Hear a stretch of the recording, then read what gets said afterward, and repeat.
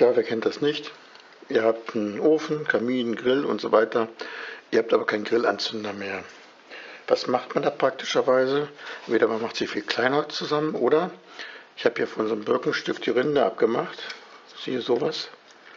So. Und dann da reingelegt. Ein Stückchen habe ich hier. Und das zünde ich mal an. Ihr werdet sehen, das brennt nachher sehr schön. Das ist ein wunderbarer Grill- und Kaminanzünder. Das heißt, ihr braucht da gar keinen extra Kaminanzünder zu kaufen. Das brennt auch recht lange und sehr intensiv.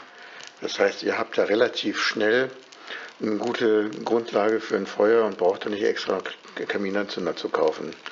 Kostet mittlerweile auch ein bisschen Geld. Demzufolge nutzt die Birke als Anzünder, jedenfalls die Rinde davon. Und ihr seht, das brennt wunderbar. Wir haben ein gutes Feuer und es spart auch noch Geld.